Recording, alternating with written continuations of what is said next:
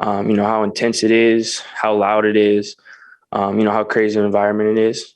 So that's something that we know going in. This obviously a huge rivalry, means a lot, to everyone in the state. It means a lot to us. And we understand that we're going to a hostile environment.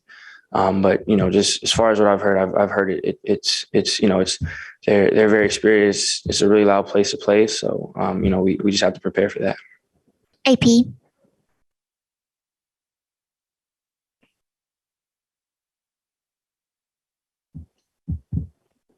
AP. All right, go ahead, Michael. Yeah, so what is your process for when you're getting ready to play in road games like this in places that are as loud or as hostile? What's your mental mindset into going in those moments? Yeah, you have to prepare the same way, but that, in practice and everything, there kind of has to be that extra hint of communication.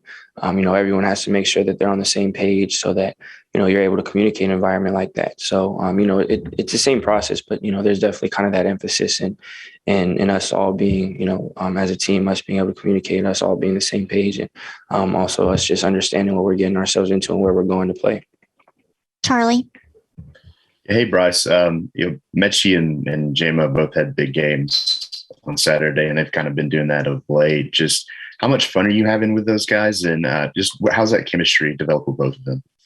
Yeah. Metch and Jamo have been playing really well.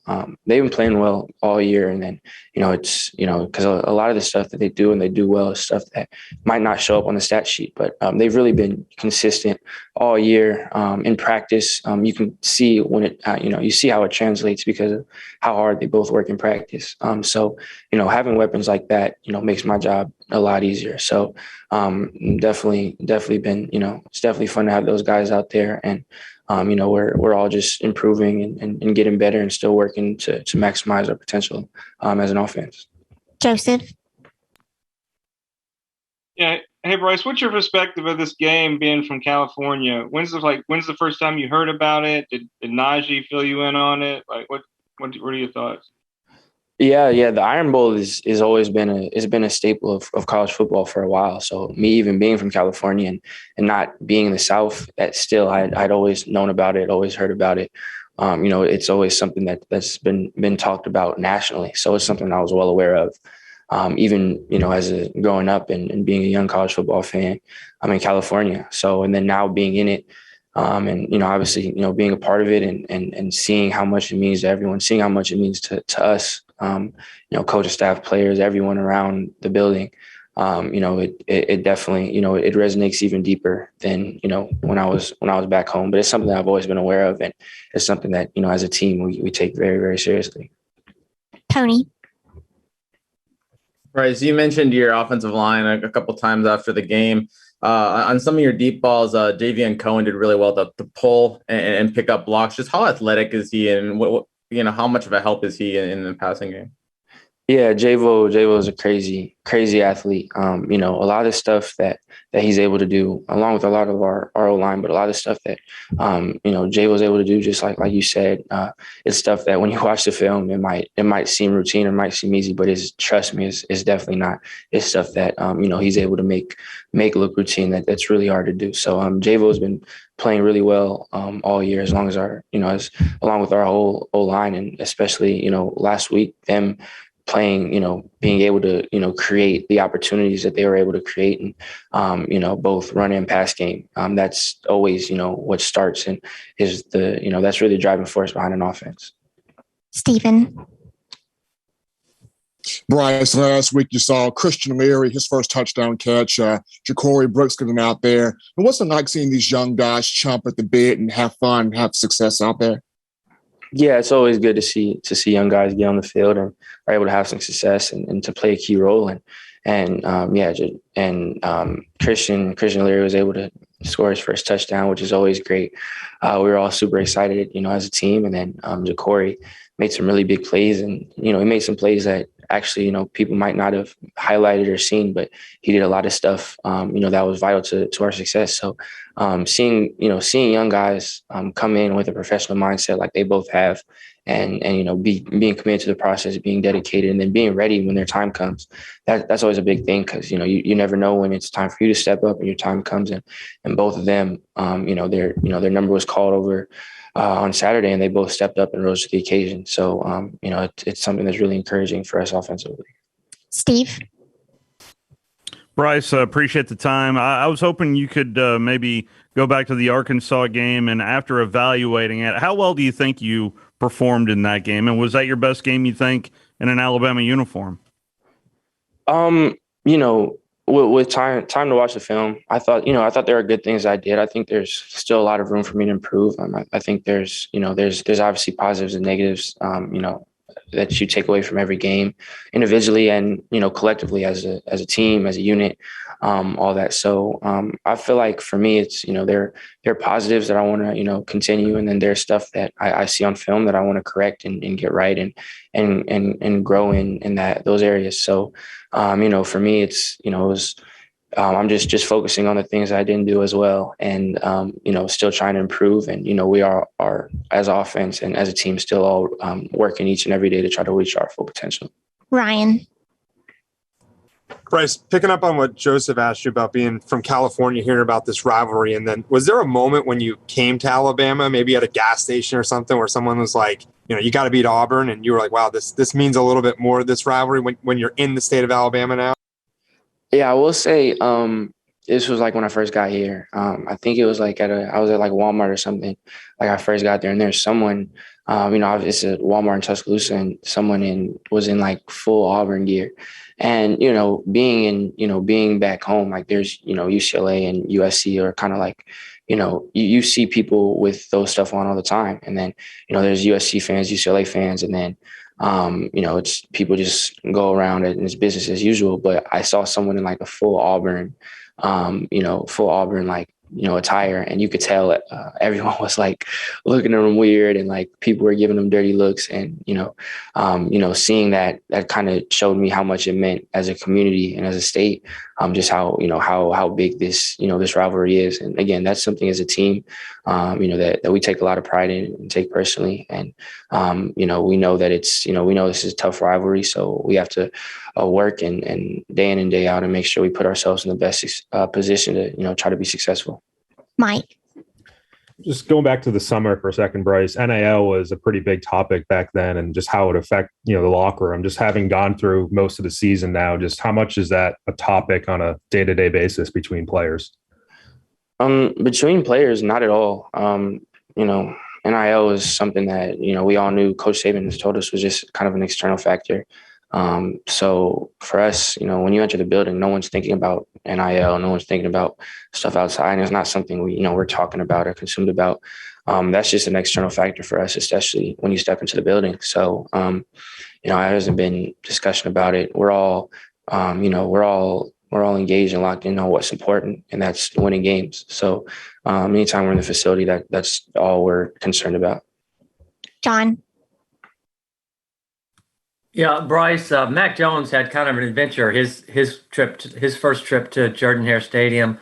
Has he talked to you about that experience? Have you heard from him at all, or even last season did he talk about it?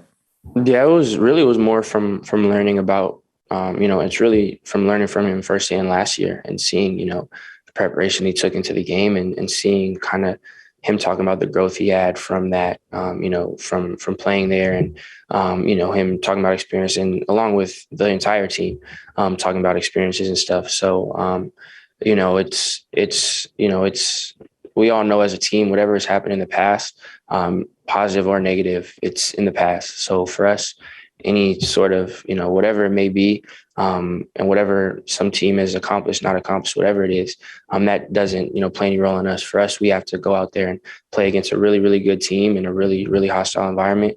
And, we have to create our own, legacy and have to, do it for us. So anything that's happened in the past with whatever team, that's, you can take stuff and you can watch film and learn from stuff, but that doesn't, play any bearing into what we have to do and improve. Luciano. Hey, Bryce, going into the last game of the regular season, what is the most important thing you have learned in your first season as a starter? Yeah, that's a good question. I'd say the most important thing is just, I think it's just kind of trying to navigate, what's most important as far as having, being successful as an offense, as a team. And I feel like one of the biggest things has just been, communication for myself, from the entire team, and us, making sure we're on the same page. I've understood how important it is for me and the line to all know what's going on, the running back to understand what the line's doing, what I'm doing, for receivers to understand what I'm expecting to do, for me to understand what they want, all that. So I really learned, the importance of communication, for us being on the same page.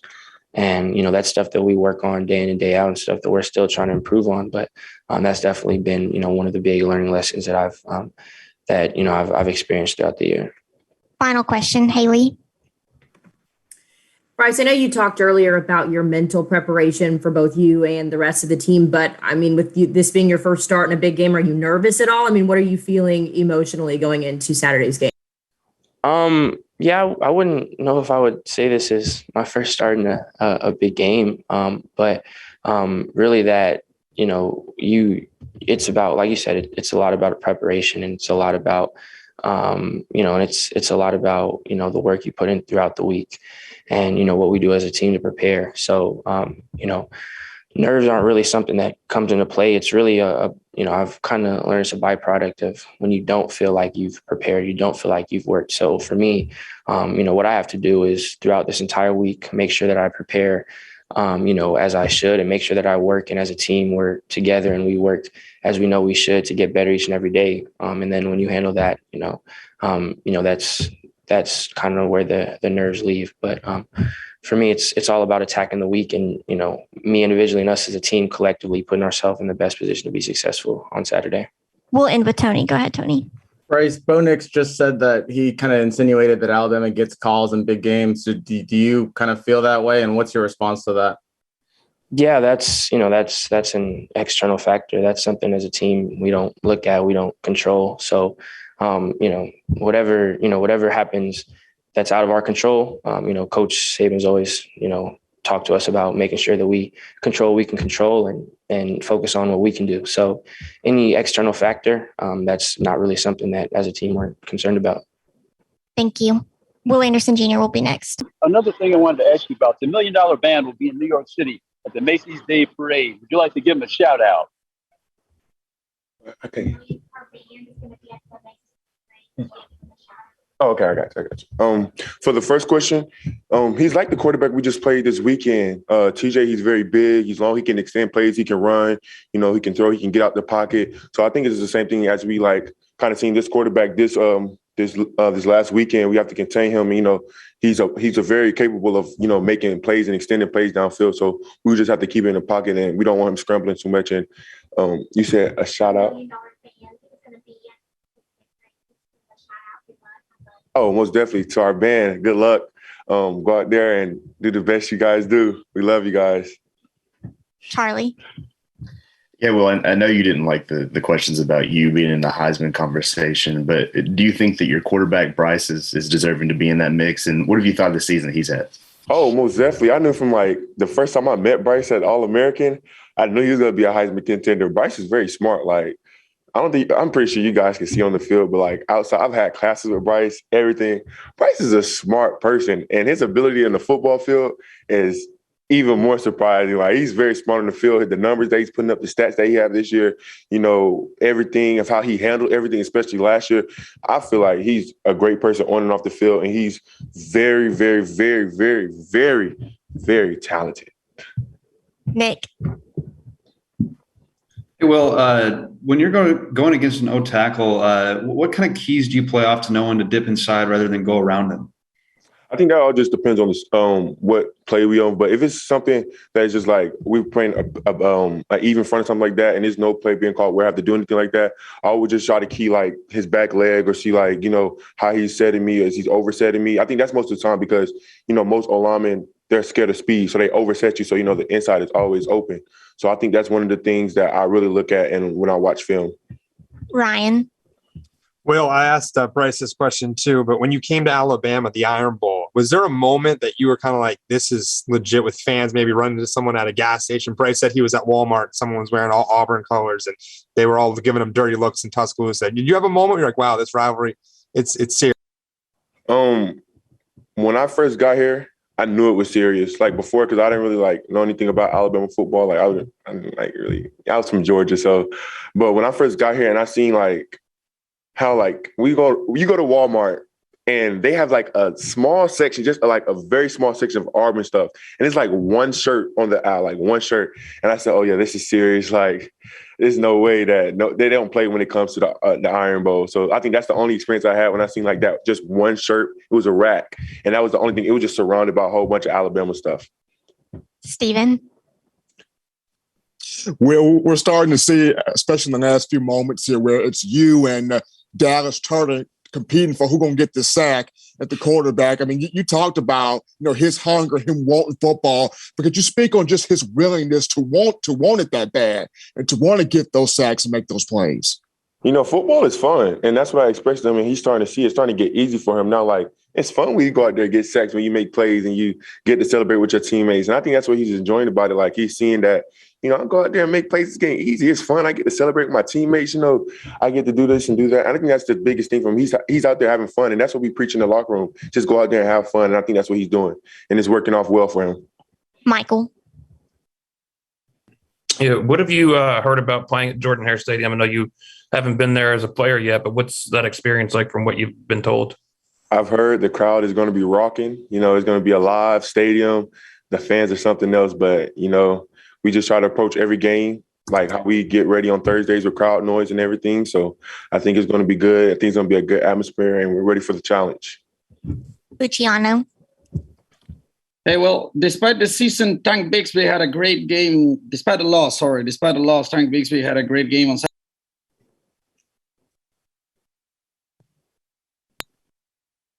Luciano, can you repeat your question? Sorry, go ahead. Sorry about that. Well, despite the loss, Tank Bigsby had a great game on Saturday, and it confirms a great sophomore season for him. What would you say makes him so dangerous, and what is it about that duo that they form with him and Jarquez Hunter that's so hard to defend? He has a big, strong lower body. He's able to extend plays through his legs, run through defenders and stuff like that, and be able to, get more yards off missed tackles and stuff like that. So I think that's a big part of his game. And I think we just have to do a good job of game tackling him and everybody getting to the ball and everybody rallying to the ball. John? Hey, Will, you guys last year dominated so many teams, didn't have a lot of challenges during the season. This year you've been challenged, had some close games, and had to make plays late. Is that frustrating, or do you feel more battle-tested going into all the big games on the stretch? I mean, football is about challenges. Nothing in football is easy. Football, every play is not going to be perfect play. Every game is not going to be a perfect game, but I think it's about how you move on in the type of mentality you have. Yes, we have been in a couple of challenges this year, but I think that's what makes the game of football, and I think it's how you respond. And I think so far we responded great, and we just have to keep building on that each week. And each challenge that we get, we're just going to keep going for it and look at it in a positive way. Ryan? Well, Evan Neal, going up against him at practice, what is that like? Is that kind of like an iron sharpens iron situation with you guys? And what kind of physical specimen is he on the field? That is a 20-year-old myself going against an NFL tackle every day in practice. He is strong. He is a big man. He takes up a lot of space. He has a nice first step. He gets from point A to point B very fast. He's great in run blocking, and that is most definitely iron sharpening iron every day. So I feel like as if I'm going against an NFL tackle every day at practice. I mean, we get each other better, but he's a great player. I think he's the best tackle in college football. Mike? Just, Will, with the season you've had, and I'm sure there's been a lot of national attention that you've gotten, just what's been your personal approach to NIL and some of the opportunities that might have been presented to you this year? I haven't really been looking into any NIL deals right now. I just kind of been low key. I'm just worried about the season and just waiting to all that stuff to after the season. But right now, my main focus is just playing football right now. Thanks, Will.